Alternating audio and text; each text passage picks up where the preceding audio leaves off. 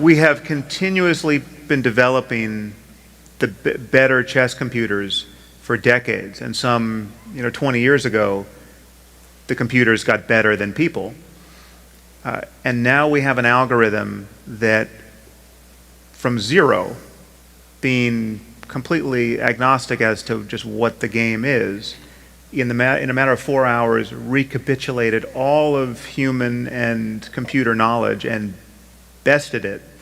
And this is, and it did the same for Go, by the way. Yeah. And that's, and Go is something that, Go is I don't play Go, but Go is a more complex game than chess. And there are many computer scientists who felt that Go was not going to be conquered for at least another decade. And not only did they conquer it with AlphaGo, with AlphaZero, they conquered it from scratch in a way that no one had anticipated. So it's. I think when they moved to chess, the idea was that perhaps if chess was solvable, which we don't know, checkers is and has been solved, that maybe AlphaGo or AlphaZero would be able to actually solve chess. That didn't happen for the game theory geeks in the room. But now we have this new style of AI, which Google and DeepMind are optimistic that we can use this in medical research, because all the prior chess computers had been trained based on what humans thought about chess. Let's give it the history. Let's give it a history of our moves. Let's kind of impose it with theory about what's stronger and what's better. This one taught itself. And setting aside the concerns about the computers coming to take over the world, which I don't have any fear of, I will gladly serve my computer overlord. Want that on record, because this stuff lives forever. Now we have an AI that can teach itself. And in the realm of medical research, protein folding, things like that, if we get the baggage of how we have viewed the problems out of the way, is there a greater likelihood that this sort of AI is going to not only reach solutions, but reach them far quicker than we could ever hope to? Well, I think that's the case.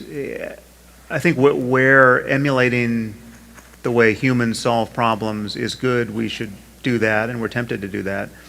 But yeah, I mean, in the search space of solutions to problems, there's just no reason to think that we are naturally the best at any one of these things that interests us to solve. It's just we're not.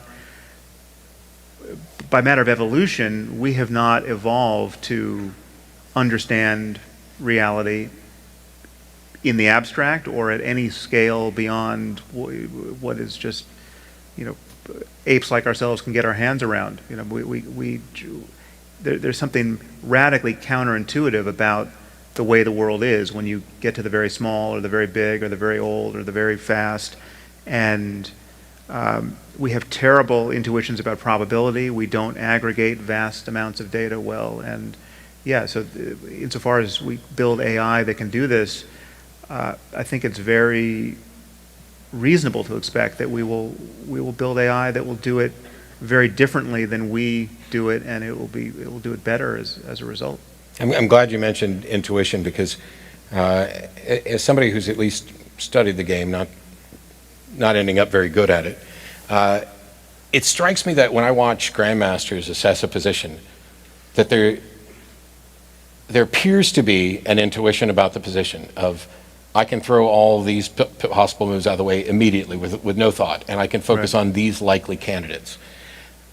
And I don't know for sure if it's fair to actually call that intuition, or if that is just an application of inductive reasoning where they have trained themselves over so many years to not to intuit, but to recognize which things.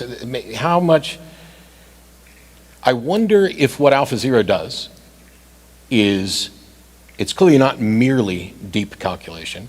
Would it qualify as intuition? Would it qualify as one of the foundational things that we tend to view as human or as a higher consciousness capability? Well, I don't think anyone would attribute consciousness to it. And what we call intuition is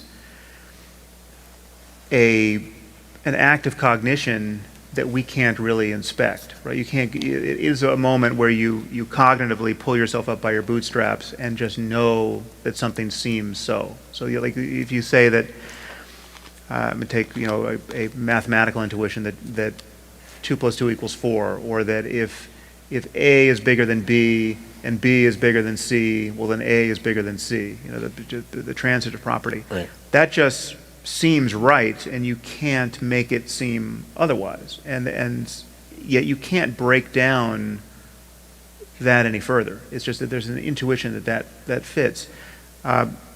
So from the perspective of consciousness, intuition is always this, it presents itself as a kind of black box. And there we have other intuitions that allow us to sometimes get beneath other intuitions and correct for, we have bad intuitions that we correct for with other intuitions.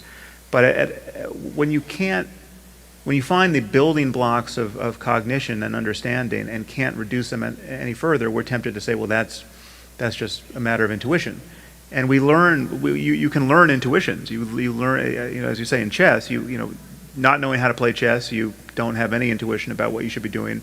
But once you're good, you can begin to ignore all these possible moves that a novice would consider, because you know at a glance they're not worth taking. And so much of common sense is that, and again, this exists in every domain we care about. It exists socially. It exists athletically. It's just there's in every intellectual domain, and most of what getting good at anything is a matter of making what first required conscious, deliberative thought and a kind of an explicit understanding of what you should do, and pushing that back to regions of the brain where the lights aren't on, right? So you just don't know how you do it anymore. You're not even a good teacher of the thing you spent all this time learning how to do. You just know how to do it. Whether it's how to hit a golf ball or ride a bike, or We end up mislabeling it muscle memory and things like that. But it does feel that way, and one reason why it is muscle memory rather than just memory is, if you take something like riding a bike, you can't. So presumably all of us, or most of us, know how to ride a bike in this room, and you have every reason to believe that if presented with a bike right now, you'd be able to get on it and start riding. But you can't look inside yourself and know that's the case until you do it, right? It's not like semantic memory. You can't remember, if I asked you, what city are we in, or what's the capital of California, or these are things that you could recall and bring to consciousness. But your ability to ride a bike is not something you can inspect without doing it. And so if you happen to have forgotten how to ride a bike, unbeknownst to you, you can't know that until someone presents you with a bike and you have no idea what to do with it.